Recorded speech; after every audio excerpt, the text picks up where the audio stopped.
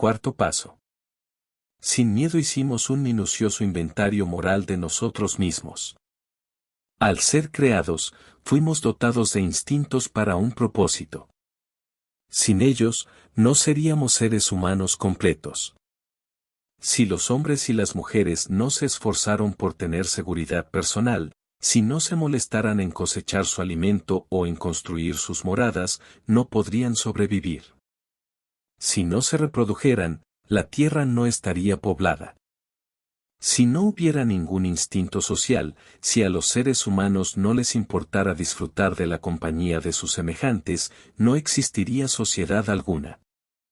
Por lo tanto, estos deseos, de relaciones sexuales, de seguridad material y emocional, y de compañerismo, y sin duda provienen de Dios.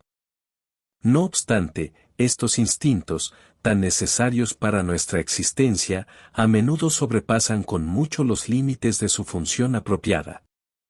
Poderosa y ciegamente, y muchas veces de una manera sutil, nos impulsan, se apoderan de nosotros, e insisten en dominar nuestras vidas. Nuestros deseos de sexo, de seguridad material y emocional, y de un puesto eminente en la sociedad a menudo nos tiranizan. Cuando se salen así de sus cauces, los deseos naturales del ser humano, le crean grandes problemas. De hecho, casi todos los problemas que tenemos, tienen su origen aquí. Ningún ser humano, por bueno que sea, es inmune a estos problemas. Casi todo grave problema emocional se puede considerar como un caso del instinto descarriado. Cuando esto ocurre, nuestros grandes bienes naturales, los instintos, se han convertido en debilidades físicas y mentales. El cuarto paso es nuestro enérgico y esmerado esfuerzo para descubrir cuáles han sido, y siguen siendo, para nosotros estas debilidades. Queremos saber exactamente cómo, cuándo y dónde nuestros deseos naturales nos han retorcido. Queremos afrontar, sin pestañear, la infelicidad que esto ha causado a otras personas y a nosotros mismos. Al descubrir cuáles son nuestras deformaciones emocionales, podemos empezar a corregirlas. Si no estamos dispuestos a hacer un esfuerzo persistente para descubrirlas, es poca la sobriedad y felicidad que podemos esperar. La mayoría de nosotros nos hemos dado cuenta de que, sin hacer sin miedo un minucioso inventario moral, la fe que realmente obra en la vida cotidiana se encuentra todavía fuera de nuestro alcance. Antes de entrar en detalles sobre la cuestión del inventario, tratemos de identificar cuál es el problema básico. Ejemplos sencillos como el siguiente cobran una inmensa significación, cuando nos ponemos a pensar en ellos. Supongamos que una persona antepone el deseo sexual a todo lo demás. En tal caso, este instinto imperioso puede destruir sus posibilidades de lograr la seguridad material y emocional, así como de mantener su posición social en la comunidad. Otra persona puede estar tan obsesionada por la seguridad económica que lo único que quiere hacer es acumular dinero. Puede llegar al extremo de convertirse en un avaro, o incluso un solitario que se aísla de su familia y sus amigos. Pero la búsqueda de la seguridad no siempre se expresa en términos de dinero. Muy a menudo vemos a un ser humano lleno de temores insistir en depender totalmente de la orientación y protección de otra persona más fuerte. El débil, al rehusar cumplir con las responsabilidades de la vida con sus propios recursos, nunca alcanza la madurez. Su destino es sentirse siempre desilusionado y desamparado. Con el tiempo, todos sus protectores huyen o mueren, y una vez más se queda solo y aterrado. También hemos visto a hombres y mujeres enloquecidos por el poder, y que se decidan a intentar dominar a sus semejantes. A menudo estas personas tiran por la borda cualquier oportunidad de tener una seguridad legítima y una vida familiar feliz. Siempre que un ser humano se convierta en un campo de batalla de sus propios instintos, no podrá conocer la paz. Pero los peligros no terminan aquí. Cada vez que una persona impone en otro sus irrazonables instintos, la consecuencia es la infelicidad. Si en su búsqueda de la riqueza, pisotea a la gente que se encuentra en su camino, es probable que vaya a suscitar la ira, los celos y la venganza. Si el instinto sexual se desboca, habrá una conmoción similar. Exigir demasiada atención, protección y amor a otra gente solo puede incitar en los mismos protectores de repulsión y la dominación, dos emociones tan malsanas como las exigencias que las provocaron. Cuando los deseos de conseguir prestigio personal llegan a ser incontrolables, ya sea en el círculo de amigos o en la mesa de conferencias internacionales, siempre hay algunas personas que sufren y, a menudo, se rebelan. Este choque de los instintos puede producir desde un frío desaire hasta una revolución violenta. De esta manera, nos ponemos en conflicto no solamente con nosotros mismos, sino con otras personas que también tienen instintos. Más que ninguna otra persona, el alcohólico debiera darse cuenta de que sus instintos desbocados son la causa fundamental de su forma destructiva de beber. Hemos bebido para ahogar el temor, la frustración y la depresión. Hemos bebido para escapar de los sentimientos de culpabilidad ocasionados por nuestras pasiones, y luego hemos vuelto a beber para reavivar esas pasiones. Hemos bebido por pura vanagloria, para poder disfrutar mejor nuestros descabellados sueños de pompa y poder. No es muy grato contemplar esta perversa enfermedad del alma. Los instintos desbocados se resisten a ser analizados. En cuanto intentamos hacer un serio esfuerzo por examinarlos, es probable que suframos una reacción desagradable.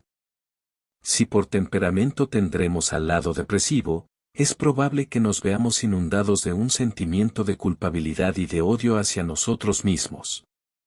Nos sumimos en este pantano sucio, del que a menudo sacamos un placer perverso y doloroso.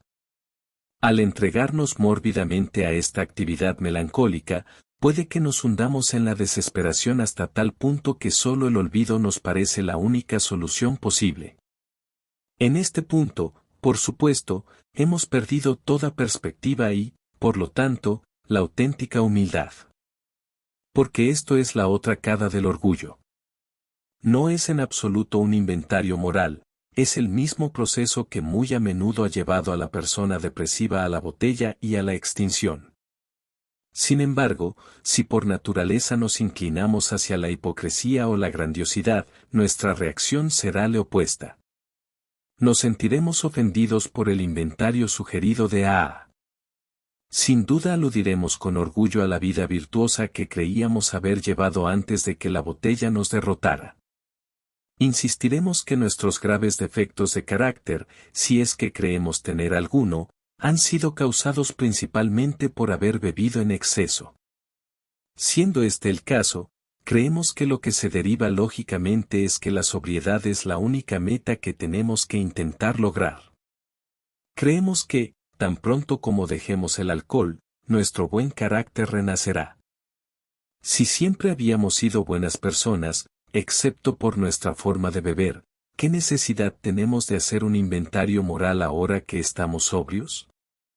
También nos agarramos a otra magnífica excusa para evitar el inventario. Exclamamos que nuestros problemas e inquietudes actuales están causados por el comportamiento de otra gente, gente que realmente necesita hacer un inventario moral. Creemos firmemente que si solo nos trataran mejor, no tendríamos ningún problema. Por lo tanto, creemos que nuestra indignación está justificada y es razonable, que nuestros resentimientos son bien apropiados. Nosotros no somos los culpables.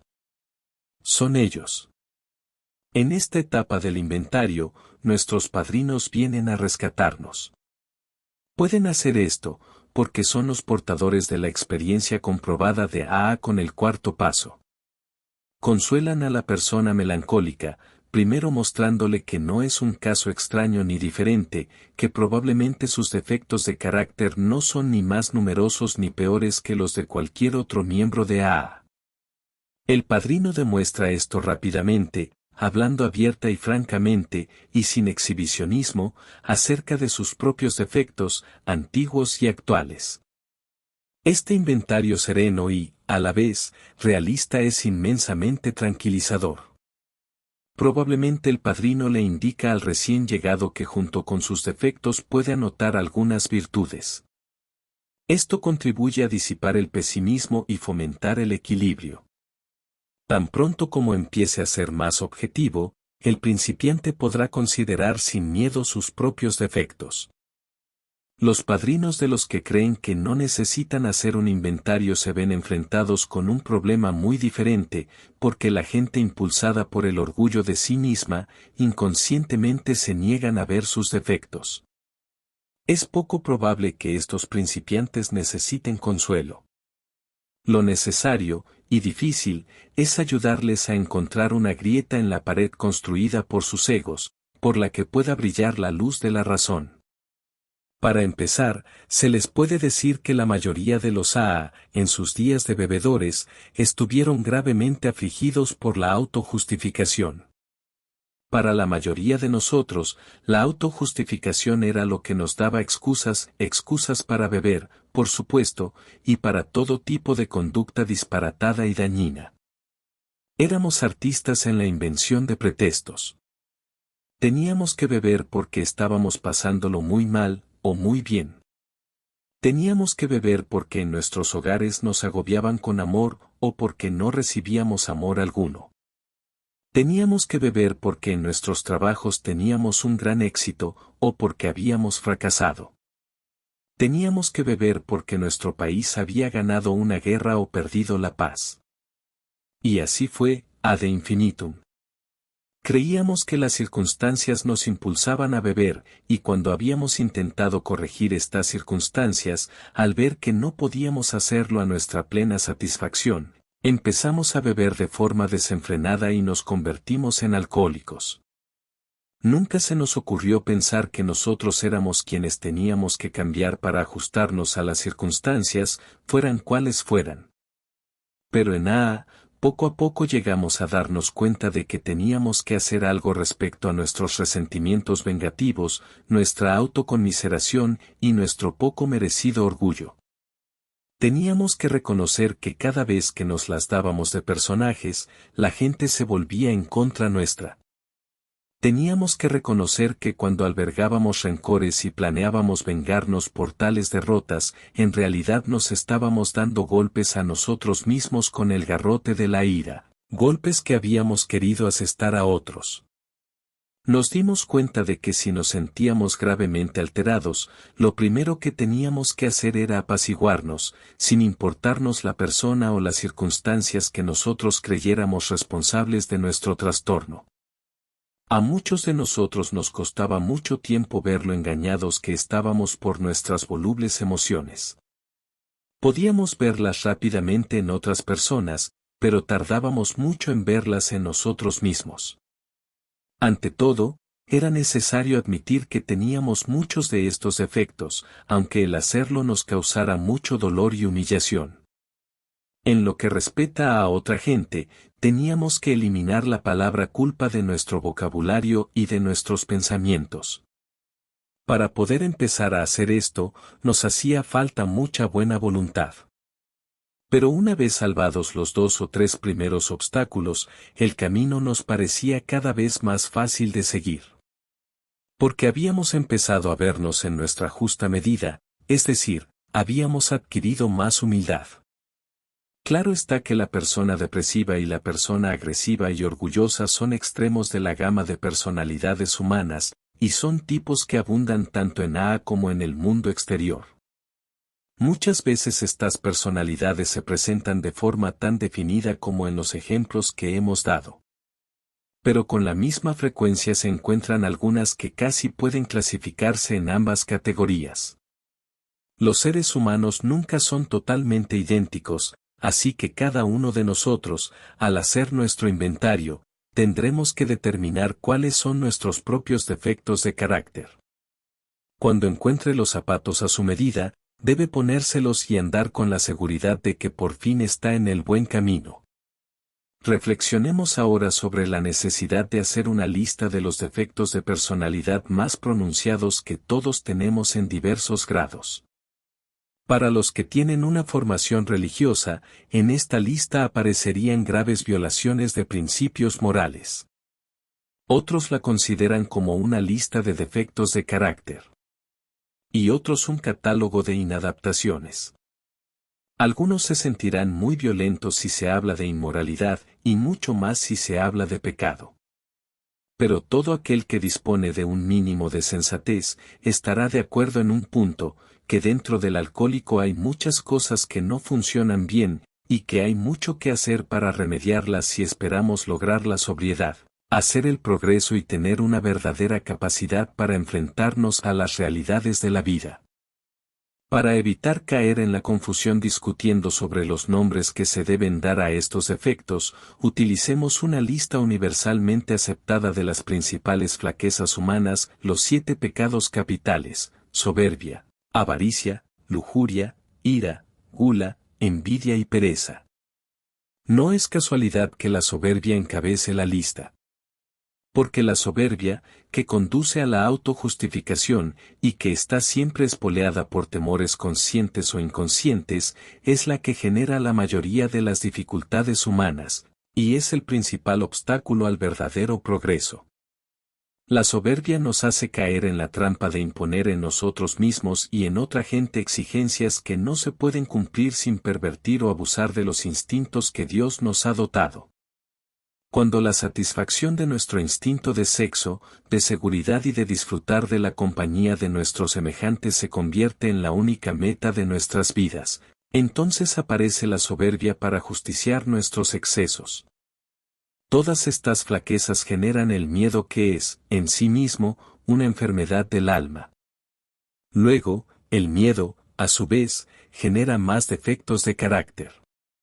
Un temor exagerado de no poder satisfacer nuestros instintos nos lleva a codiciar los bienes de otros, a tener avidez de sexo y de poder, enfurecernos al ver amenazadas nuestras exigencias instintivas, a sentir envidia al ver realizadas las ambiciones de otra gente y las nuestras frustradas.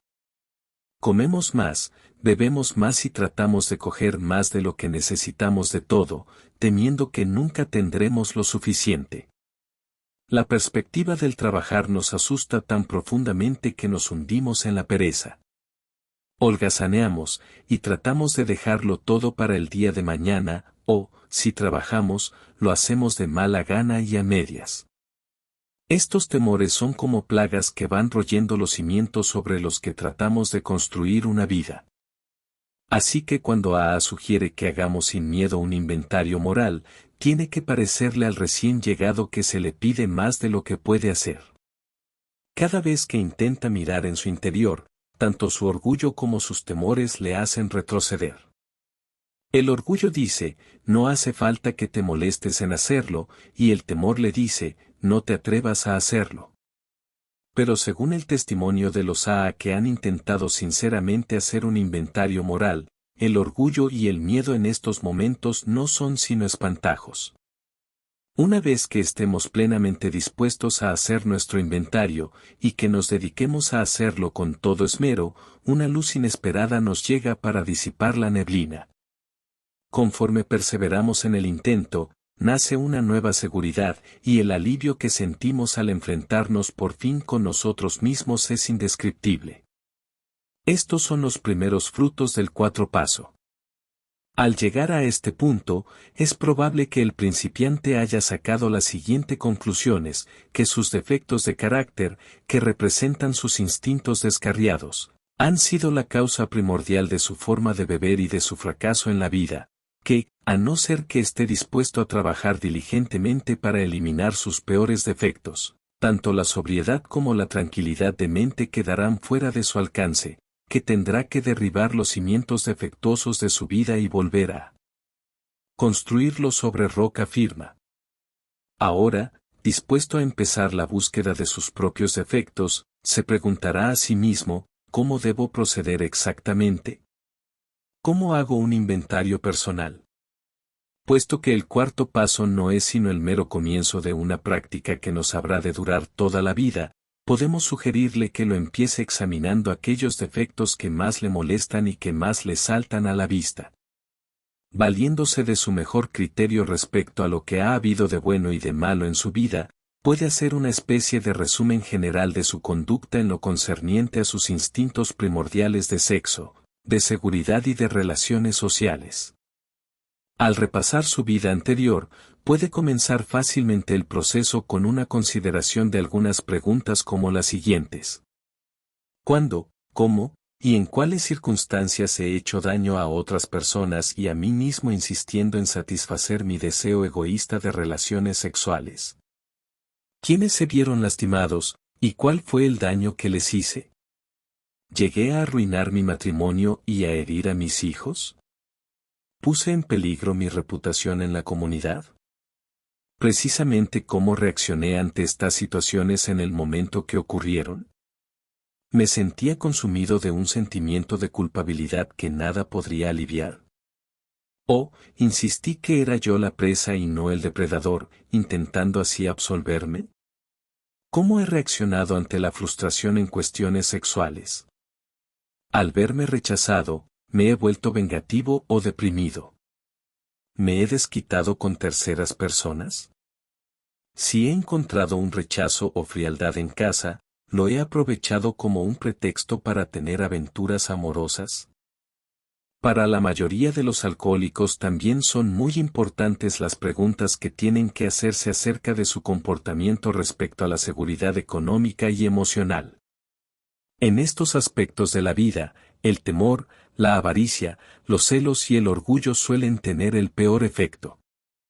Al repasar su historial profesional o laboral, casi cualquier alcohólico puede hacerse preguntas como estas: además de mi problema con la bebida, ¿qué defectos de carácter contribuyeron a mi inestabilidad económica? ¿Destruyeron la confianza que tenía en mí mismo y me llenaron de conflictos el temor y la inseguridad que sentía acerca de mi aptitud para hacer mis trabajos? ¿Intenté ocultar estos sentimientos de insuficiencia con fanfarronadas, engaños, mentiras o escurriendo el bulto? ¿O me quejaba de que otras personas no reconocían mis talentos extraordinarios? ¿Me sobreestimaba a mí mismo y hacía el papel de personaje importante? ¿Traicionaba a mis colegas y compañeros de trabajo a causa de mi ambición tan desmedida y mi falta de principios? ¿Derrochaba el dinero para aparentar? ¿Pedía dinero prestado imprudentemente, sin importarte si lo podía devolver o no?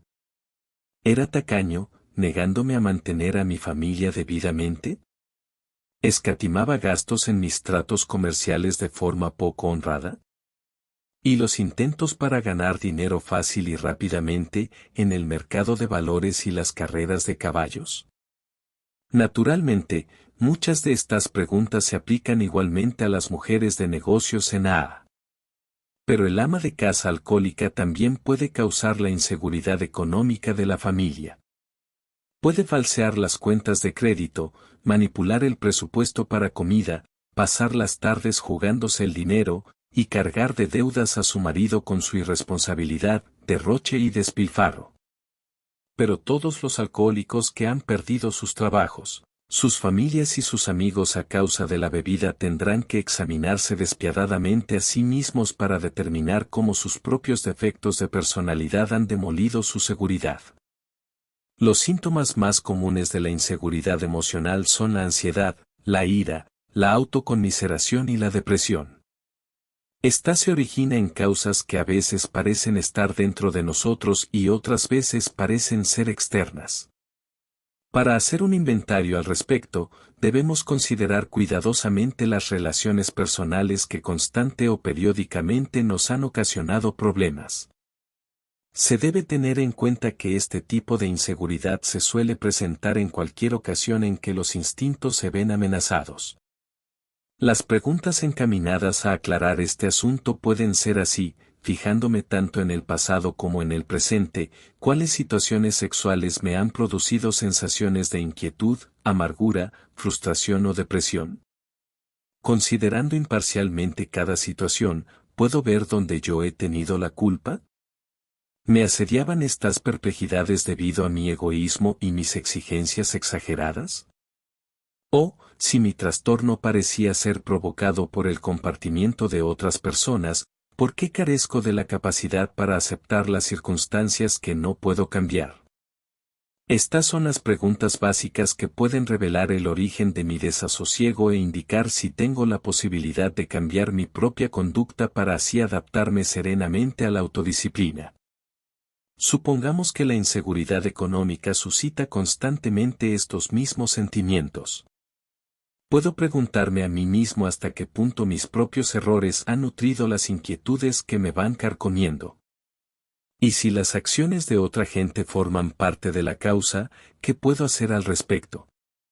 Y si no puedo cambiar las circunstancias actuales, ¿estoy dispuesto a tomar las medidas necesarias para adaptar mi vida a estas circunstancias?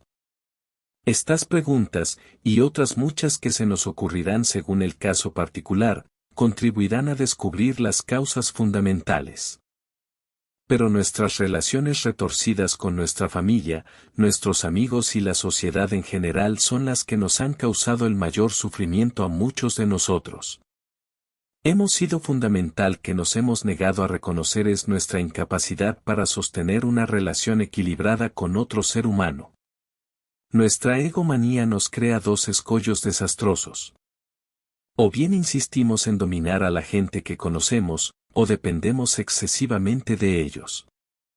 Si nos apoyamos demasiado en otras personas, tarde o temprano nos fallarán, porque también son seres humanos y les resulta imposible satisfacer nuestras continuas exigencias. Así alimentada, nuestra inseguridad va haciéndose cada vez más acusada. Si acostumbramos intentar manipular a otros para que se adapten a nuestros deseos obstinados, ellos se rebelan y se nos resisten con todas sus fuerzas. Entonces nos sentimos heridos, nos vemos afligidos de una especie de manía persecutoria y del deseo de vengarnos. Al redoblar nuestros esfuerzos para dominar y seguir fracasando en este intento, nuestro sufrimiento llega a ser agudo y constante.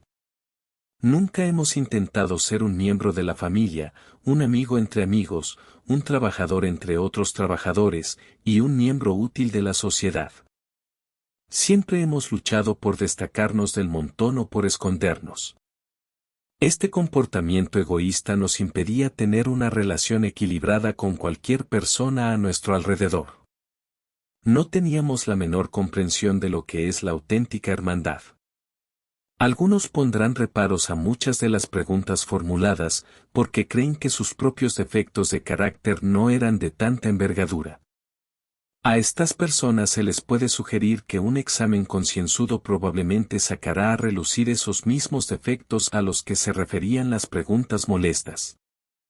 Ya que vista superficialmente nuestra historia no parece ser tan mala, a menudo nos asombramos al descubrir que así parece porque hemos enterrado estos defectos de carácter bajo gruesas capas de autojustificación.